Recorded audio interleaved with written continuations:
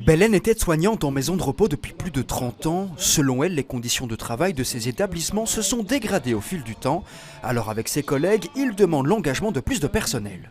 Il faut beaucoup plus d'effectifs, beaucoup pour entourer nos résidents, parce qu'à un moment donné, les pauvres, voilà, ils sont là et on doit se dépêcher, on doit les bousculer, on a passé le temps un peu de discuter avec eux aussi. Plus globalement, le personnel des maisons de repos des 19 CPS bruxellois ne se sentent pas beaucoup écoutés par les pouvoirs publics. Littéralement épuisés, ils militent aujourd'hui pour l'augmentation de leur salaire, plus de temps de repos et l'amélioration du bien-être au travail.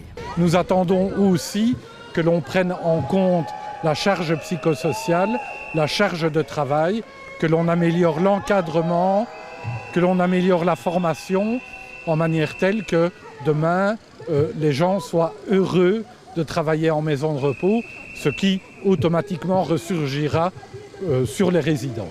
Dès ce vendredi, sauf quelques exceptions, les visiteurs devront présenter un pass sanitaire pour entrer dans les maisons de repos. Cette nouvelle mesure sera directement contrôlée par l'établissement. Ici, le son de cloche des syndicats est différent.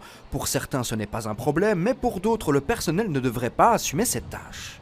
Mais ce contrôle doit être fait par des gens extérieurs à la maison et qui par ailleurs sont formés pour le faire. Pour le moment, ce qu'on entend des concertations qui se passent localement, ça se passe bien. Ça se passe bien, les autorités font vraiment les choses dans les règles de l'art. Cette première action rassemblant uniquement des délégués syndicaux est un premier message adressé aux autorités bruxelloises. Si la situation n'évolue pas, d'autres mobilisations de ce genre seront à prévoir avec cette fois-ci l'ensemble du personnel.